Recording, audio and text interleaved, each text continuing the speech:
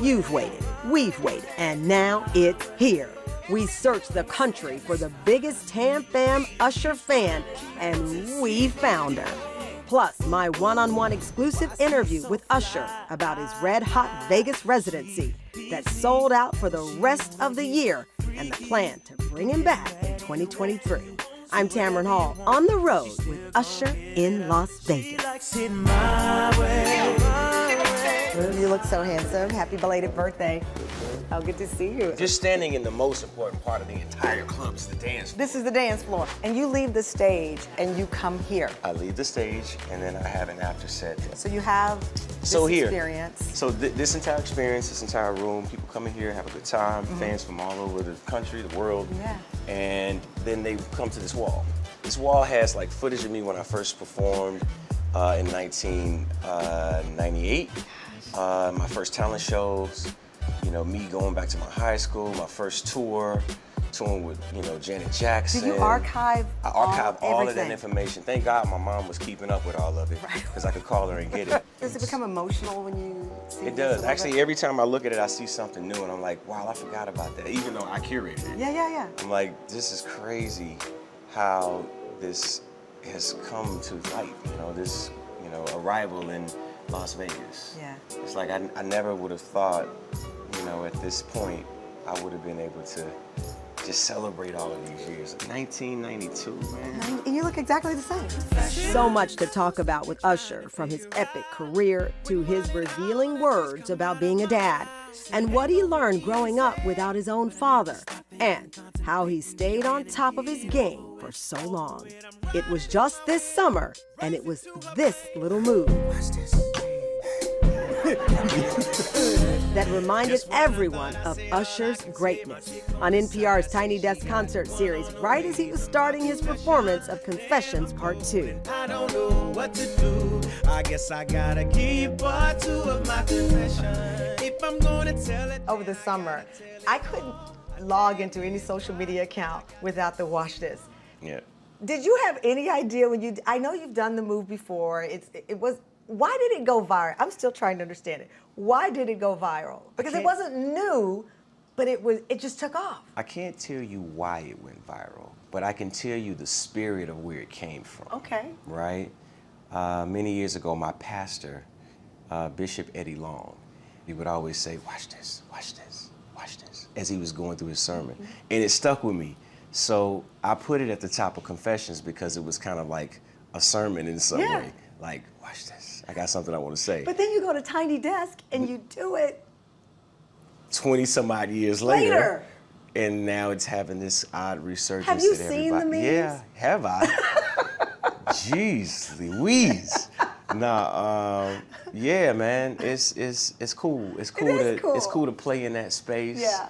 And have fun doing what you do. Right. And people just collect it, and then they created it and made it what it is. It's so funny, when we were walking through the immersive experience, I had this question already planned, but it means so much more listening to you describe the deliberate intention of this experience. It was 1995, you did an interview, you were 16 years old. It was with the Chattanooga Times, and you said, I've set a lot of goals. Mainly, I want to headline a tour by myself with millions of records sold. That's what you wanted to do. You did that. And now here you are, something that no one could have even imagined. No one was talking about immersive experience after a residency. Yeah. Your dreams were bigger than anything you could have imagined at this time. And now here you are. How do you welcome yourself to your destiny by your words. And as you make your way to them, encourage your past to stay as connected, and understanding that the manifestation of what you choose to put out in the world will be if you believe it. The idea that what we visualize as some indication of what life really is not real. It's how you feel. But how do you manifest the unknown? This kid, this 16-year-old kid. Imagination.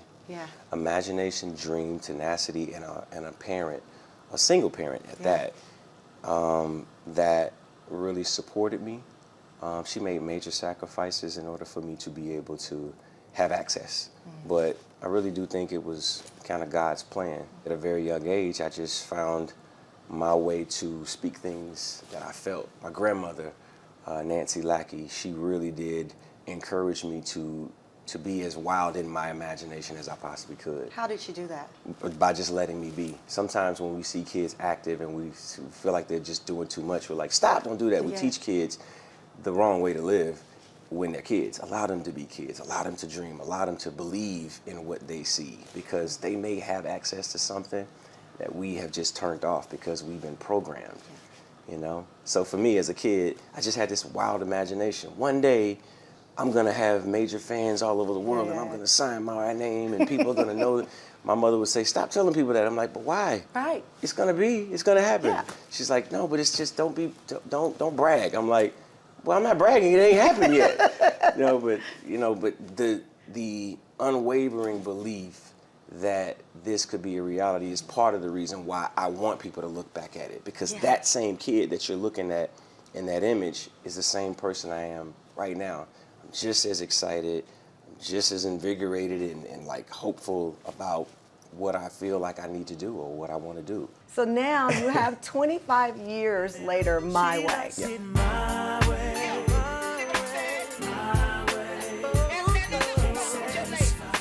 And I was watching an old interview where you talked about why that album was so transformational for you, because it finally gave you a chance to be you. Yeah.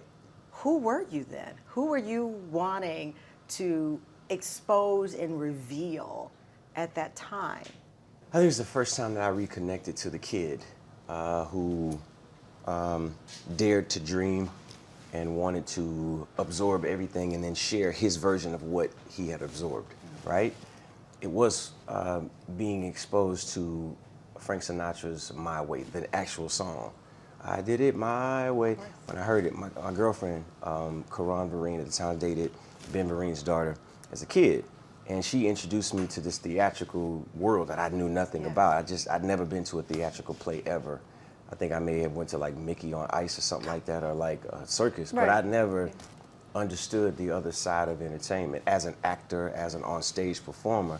And something about that began to speak to the artistic aspect of who I am as an artist. It wasn't just about servicing or putting out a song or being this image, this idea. It was like, okay, what will you create?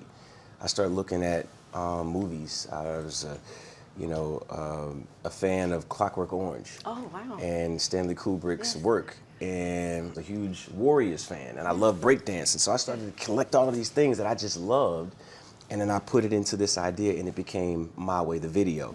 The name of the album, My Way, came from Frank Sinatra, but it was my first time, again, feeling as though I was being who I actually was and not trying to be what they as a record company wanted me to be in order to sell something, or either the cool that I needed to be in order to be accepted, that Puff and Biggie and Craig Mack and Faith Evans and all of the artists and people and Carl Thomas, all these people whom I was around in the beginning, Heavy D, like I met all of these people and was around them like at a 13, 14-year-old kid in New York City, you know, trying to figure out how to be this artist or be this person without any guidance in that way.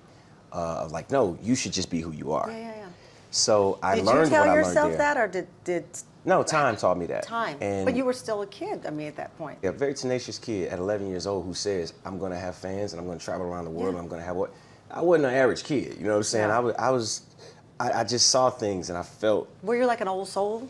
I was raised around old people most of the time. You know, my pop, you know, my mom, she was older and very responsible and taught me what it was to, you know, live life in a certain way. I didn't get great school grades. I ain't gonna say I was a straight A student, but I did my best. I went to church every Sunday. You know what I'm saying? We did community service and all kinds of cool stuff like that. And, you know, I skated and things like that. I just have fun, you know. Did you have a happy childhood? It was based off of, I think, being an athletic child. But I had this huge amount of energy that I needed to put somewhere. So I put it into dance.